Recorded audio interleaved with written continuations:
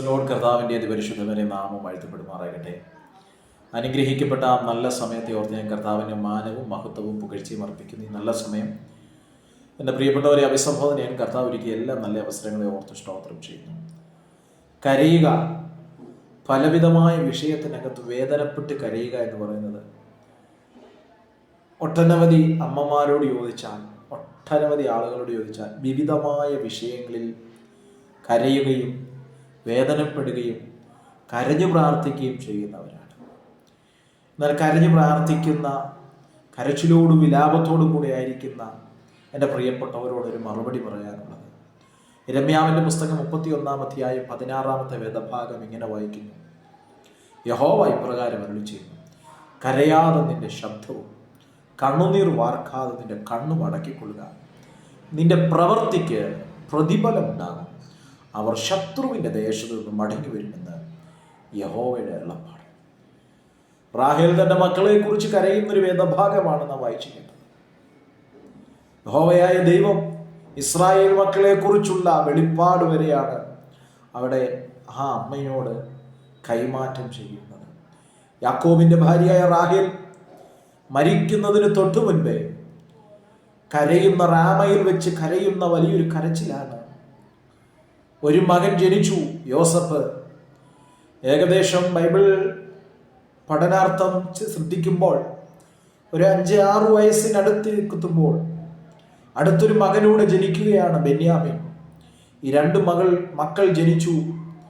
ബെന്യാമിൻ ജനിച്ച തൊട്ടടുത്ത മിനിറ്റുകളിൽ, സെക്കൻഡുകളിൽ റാഹേൽ എന്ന അമ്മ മരിക്കുവാൻ പോകുന്നു എന്ന് താൻ മനസ്സിലാക്കി കരയുകയാണ്. മക്കളെ ചൊല്ലി വിലപിക്കുന്ന ഒരമ്മയുടെ കരച്ചിൽ. ഇന്ന് നമ്മുടെ സമൂഹത്തിലേക്ക് കണ്ണോടിച്ചാൽ മാതാപിതാക്കൾക്ക് നിയന്ത്രിക്കാൻ കഴിയാത്ത നിലയിൽ, മാതാപിതാക്കൾക്ക് സ്വന്തം വരുതിയിൽ വരുത്തുവാൻ കഴിയാത്ത നിലയിൽ തലമുറകൾ വഴിതിരിഞ്ഞു പോകുന്ന, നാശത്തിലേക്ക് പോകുന്ന ഒരു കാഴ്ച കാണുകയാണ്.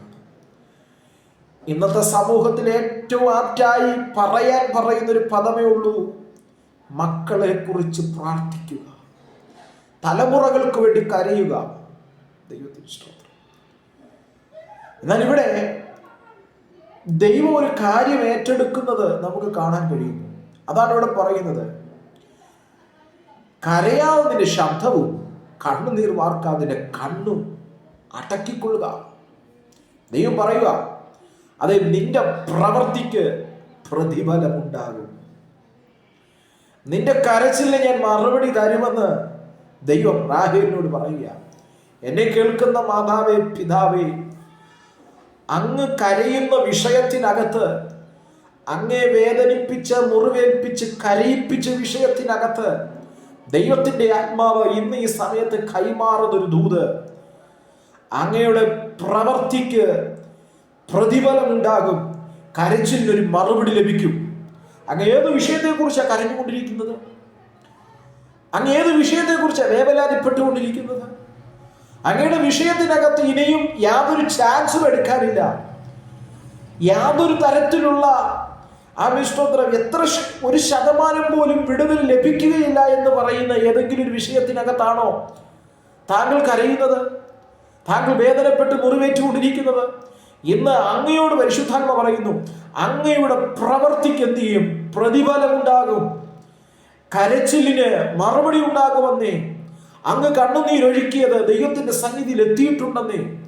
അങ്ങ് പറഞ്ഞില്ലേ, ഞാൻ എത്ര കരഞ്ഞിട്ടും, എത്ര വിലപിച്ചിട്ടും, എത്ര നോവ് കിട്ടിയിട്ടും, എത്ര മുറിവേറ്റിട്ടും എനിക്കൊരു മറുപടി ലഭിക്കാത്തത് എന്തേ എന്ന് പല സമയങ്ങളിലും ചോദിച്ച ചില സാവകാശങ്ങൾ ഉണ്ടായിട്ടില്ലേ? ചില സമയങ്ങൾ ഉണ്ടായിട്ടില്ലേ? ഇന്ന് ദൈവത്തിന്റെ വചനം അങ്ങയോട് ഇടപെടുകയാണ്. അങ്ങ് കരഞ്ഞ വിഷയം ഏതാണോ? അങ്ങേ മുറിവേൽപ്പിച്ച വിഷയം ഏതാണോ? അങ്ങേ വേദനിപ്പിച്ച വിഷയം ഏതാണോ? റാഹേലേ, അങ്ങയുടെ പ്രവൃത്തിക്കൊരു പ്രതിഫലം ഉണ്ടാകും, പ്രതിഫലമുണ്ടാകും. ദൈവത്തിന് സ്തോത്രം. വിശുദ്ധ വേദപുസ്തകം പഠിക്കുമ്പോൾ പിതാവായ ദൈവം അവിടെ പറയുന്ന ഭാഗം ശ്രദ്ധിക്കണം. അങ്ങയുടെ പ്രവൃത്തിക്ക് പ്രതിഫലം ഉണ്ടാകുമെന്ന് പറഞ്ഞിട്ട് പറയുകയാണ്, അവർ ശത്രുവിന്റെ ദേശത്തു നിന്ന് മടങ്ങി വരും. ദൈവത്തിന് സ്തോത്രം. എന്നേക്കുമായിട്ട് അവർ ശത്രുവിന്റെ കെണിക്കകത്തും ശത്രു അവരെ ഒതുക്കാനും ദൈവം അനുവദിക്കത്തില്ല എന്ന് വളരെ വ്യക്തതയോടെ അവിടെ ദൈവത്തിന്റെ ആത്മാവ് കൈമാറുകയാണ്. അതേ പ്രിയപ്പെട്ടവരെ, ശത്രു ഒതുക്കി വെച്ചിരിക്കുന്ന, ഇല്ലായ്മ ചെയ്യുവാൻ നോക്കുന്ന, അടിമത്തത്തിലേക്ക് തള്ളിവിട്ട ചില സാഹചര്യങ്ങളെ നോക്കിയിട്ട് അടിമയായി മാറണം, അവൻ കുടുംബം ഒന്നടങ്കം, അവൻ അങ്ങയുടെ ആ സമൂഹത്തിനകത്ത് കുടുംബം ഒന്നടങ്കം നാണം കെട്ടുപോകണമെന്ന്, തലതാഴ്ത്തണമെന്ന്, അടിമയായി മാറണമെന്ന് പിശാച് എഴുതിയ ചില ഹിഡൻ അജണ്ടകളെ നോക്കി ദൈവത്തിന്റെ ആത്മ പറയുക, ശത്രുവിന്റെ ദേശത്ത് അവർ മടങ്ങി വരും. ഇസ്രായേലിനെ ഫറവോന്റെ അടുക്കൽ നിന്ന്, മിസ്രൈമിന്റെ അടിമത്തത്തിൽ നിന്ന് മടക്കിക്കൊണ്ടുവരുന്നതിനെ കുറിച്ച് പോലും അമ്മയോട് ദൂത് പറഞ്ഞ ദൈവത്തിന്റെ അസാധാരണമായ ശ്രേഷ്ഠകരമായ സ്നേഹത്തെയാണ് ഇന്ന് ഈ സമയത്ത് പരിശുദ്ധാത്മാവിടെ കൈമാറുന്നത്. അങ്ങ് കരഞ്ഞുകൊണ്ടിരിക്കുന്ന വിഷയമില്ലേ? ദൈവത്തിന്റെ ആത്മാ പറയുക, കരയാതെന്നേ. യോസഫിനെ കുറിച്ചുള്ള ദൈവിക പദ്ധതികൾ ദൈവത്തിന്റെ കരത്തിലുണ്ടെന്നേ.